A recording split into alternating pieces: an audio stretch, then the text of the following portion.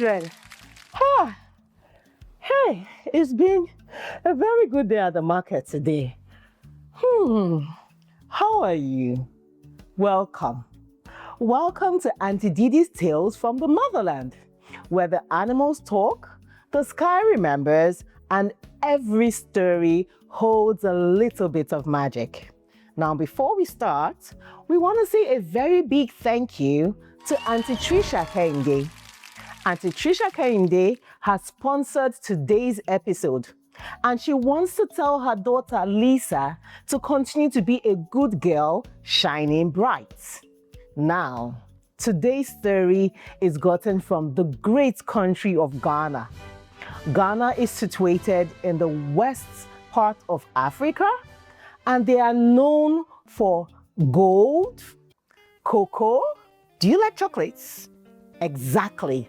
Ghana is one of the largest exporters of cocoa, and their favorite sport is soccer. Now let's go to the village of Afari and meet Kofi. We're going to be learning about Kofi and the talking drum. In the green highlands of Afari village in Ghana, 12-year-old Kofi lived with his grandmother, Mamango, in a round mud brick house with a tin roof. Kofi was curious and clever and loved to play the talking drum, an instrument that was passed down through generations. His grandfather had been the village's best drummer, and Kofi dreamed of playing the drum like him one day. But lately, something has been bothering Kofi. It wasn't his schoolwork, it wasn't the chores, it was his friends. Kofi's three closest friends, Tango, Ebong, and Limo, they were full of energy, they were fun, but they were also full of mischief. After school, they often played football in the schoolyard or raced up the forest trails. But recently, the boys have started doing something different. Their usual mischief has started to feel more wrong than fun. One afternoon, as Kofi walked home from school with his drum on his back, Tango whispered, "Hey Kofi, let's go to Mr. Afang's mango farm and pick a few mangoes. Mr. Afang doesn't need to know." Kofi stopped. "But that's stealing." Ebon rolled his eyes. Mr. Goody Two Shoes, it's just mangoes. He won't miss them. Besides, everyone does it. Limo added, "If you don't come, we will tell everyone that you're scared. Little drummer baby." The other boys laughed. Kofi's face grew hot. He didn't want to steal. He didn't want to lose his friends either. "Okay," he said quietly. "Just this once, so." That afternoon, as they came back from school, the boys sneaked under the gates and picked up as many mangoes as they could carry. Kofi only took 2, but his heart beat like a drum the entire time. Suddenly, a loud voice boomed. "Who's there?" It was Mr. Afang, holding a long stick. The boys scattered like scared goats, mangoes flying everywhere. Kofi tripped on a stone and scraped his knee, but he managed to escape. When he got home, Mamango saw his knee bleeding and asked what had happened. Kofi mumbled, "I fell while playing." His heart beat faster with the lie. What was he doing? He was stealing and now lying? His grandfather would not be proud of him doing this. Mamango frowned at him with a stern look in her eyes, but said nothing. That night, he couldn't sleep. He kept hearing the beat of his drum in his head, but it sounded like a warning. The next morning, the village chief made a big announcement. "In 2 weeks, we will hold the harvest festival. There will be dancing, food, and performances. This year, we will choose a young drummer to lead the opening ceremony. Everyone cheered. Kofi's eyes sparkled. This was his chance to show what he could do and honor his grandfather. Mamango squeezed his shoulder. You were born for this, Kofi.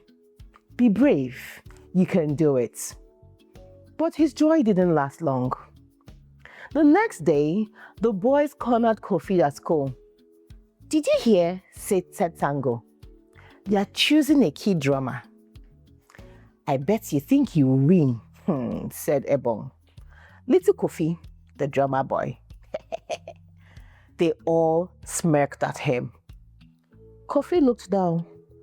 Well, I might. You never know. You, Limo laughed. The chief won't pick you. If he finds out that you were in the mango farm stealing mangoes.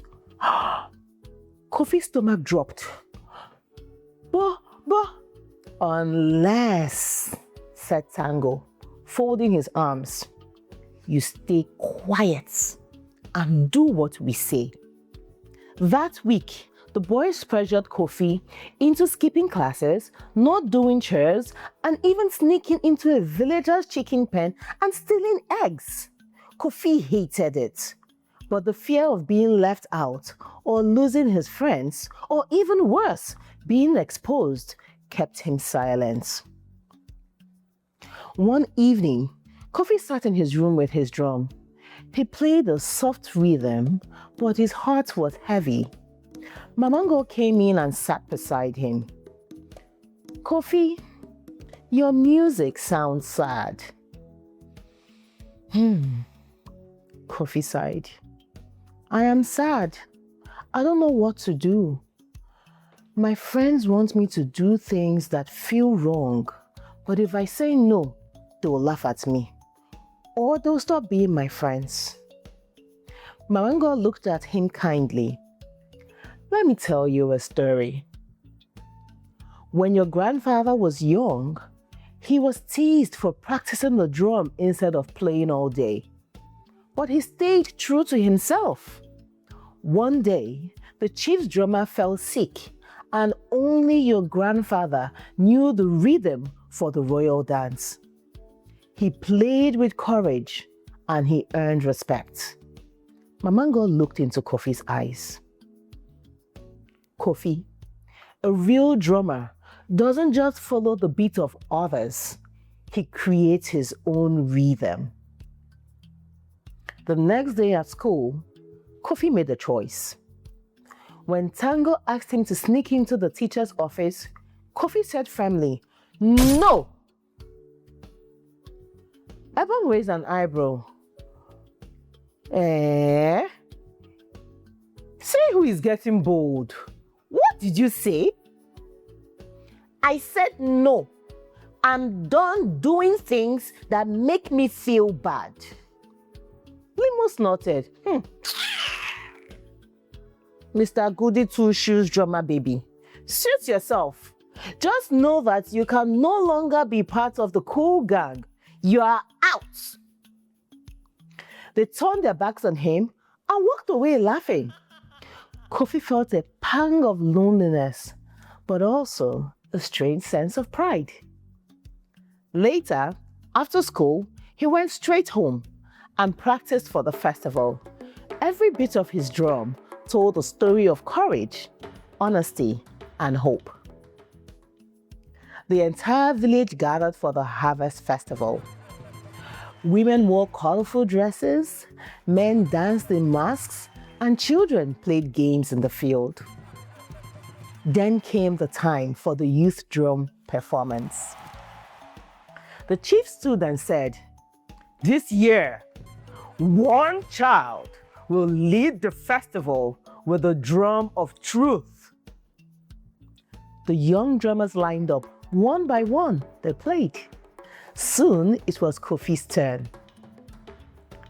Kofi stepped forward and the crowd fell silent. He closed his eyes. He remembered his grandfather, and he remembered Mamango's words.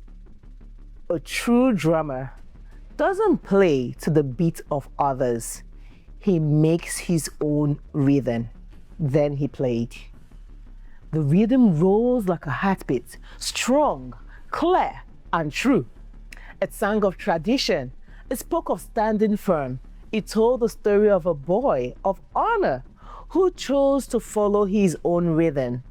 When he finished, there was silence. Then a thunderous applause. Everybody cheered. The chief stood. Kofi, your drum speaks wisdom. You shall lead the opening dance. Everybody was ecstatic. Mamango cheered. She was so happy, lifting Kofi up in pride. After the performance, Kofi stood under a tree, catching his breath. Tango, Ebong, and Limo approached him. For a moment, Kofi braced himself. He was sure they were going to tease him or harass him.